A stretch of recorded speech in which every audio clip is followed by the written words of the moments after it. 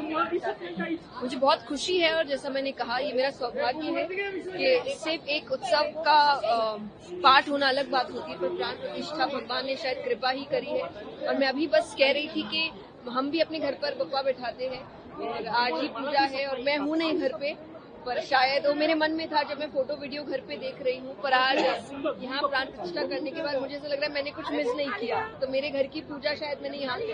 हर साल आपके लिए क्या नया होता है गणपति महोत्सव? मुझे लगता है नया से ज्यादा मुझे हर साल बप्पा घर आ रहे हैं ये बड़ा अच्छा लगता है। जैसे हम बचपन में साल में एक बार ही नानी घर जाते थे ना, तो मुझे ऐसा लगता है बप्पा भी साल में एक बार हमारे घर आते हैं और फिर उस घर को वो कैसे विघ्नों से हर लेते हैं, संकट से हर लेते हैं, मंगलमय करते हैं।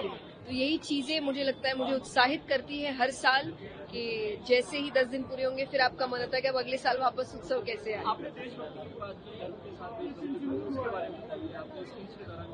हाँ जी, मुझे जैसा मैंने कहा कि यहाँ आने के बाद आप जब इतिहास पढ़ते हैं और सब कुछ जब मुझे बताया गया, मुझे ऐसा लगता है मुझे भक्ति के साथ साथ देशभक्ति भी महसूस होती है यहाँ पर।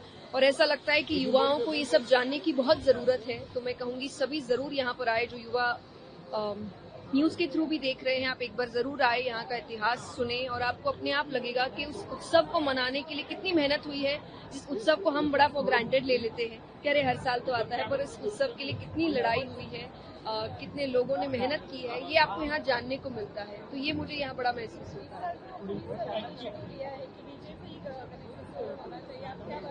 मैंने कल ही उनको इस चीज के लिए धन्यवाद किया है कि ये एक्चुअली हम सब सोचते हैं, जो भी धार्मिक प्रवक्ता है, कि जब आप धर्म में हैं, जब आप संस्कृति में हैं, तो उसको केवल उसी प्रकार रखा जाए। क्योंकि देखिए शुरुआत में तो हम बड़े ही प्रेम से भगवान के भजन चलाते हैं, पर वो जब तक डीजे रहता है उसके बाद मूर्ति रहती है और आगे सब तरीके के गाने चल रहे होते हैं, तो मुझे भी बहुत अजीब लगता है। तो ये एक बहुत सुंदर परिवर्तन है और मुझे लगता है शायद ये सीख लेके हर किसी को करना चाहिए कि आप डीजे मुक्त पंडाल बनाएं।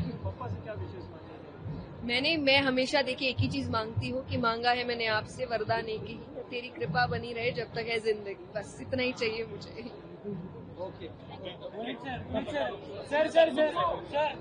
त्योहार अभी दिख रहा है गणेश उत्सव का, वही देशभक्ति का है, इसके बारे में थोड़ा बताइए। नहीं, उसके बारे में यही है कि हम मुझे लगता है कोई भी स्थिति है, कोई भी परिस्थिति है, हम अपनी सेना के साथ है, हम सेना की सपोर्ट में है और सेना जो कर रही है हमारे लिए कर रही है। तो मुझे लगता है इसे सौभाग्य वाली बात नहीं है कि बड़ा आसान है ये कहना अपने घर पे बैठकर कि अरे हमें इसकी जरूरत नहीं है, हमें उसकी जरूरत नहीं है। उनसे पूछिए जो सरहद पे लड़ रहे हैं, तो मैं तो हमेशा उनके साथ खड़ी हूँ। अगर वो कोई फैसला लेते हैं तो वो सोच समझ के लेते हैं, हमसे ज्यादा समझदार है तो हर वक्त। और बड़ी खुशी है कि जो जीत हमने हासिल की है सेना के माध्यम से, तो बहुत गर्व महसूस होता है कि हम भारतीय हैं और भारत की सेना इस प्रकार हमारी रक्षा कर रही है कि हम सो रहे होते हैं और सुबह उठ के पता चलता है कि मिसाइलें आई थी और सेना ने उनको हटा भी दिया और किसी को पता भी नहीं चला, चैन से सब सोते रहे।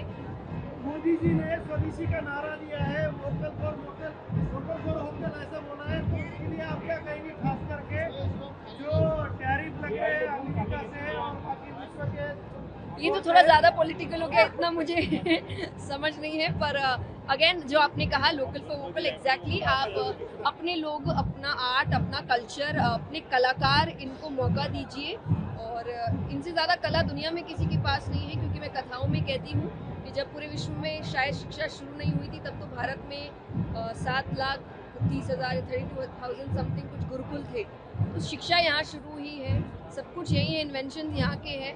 वो पैकेजिंग बदल के आपको आपकी चीज परोसी जा रही है, तो ना करें। अपनी कला, अपने कलाकार, इनको मौका दें और आप देखिए कि भारत वापस से सोने की चिड़िया बने।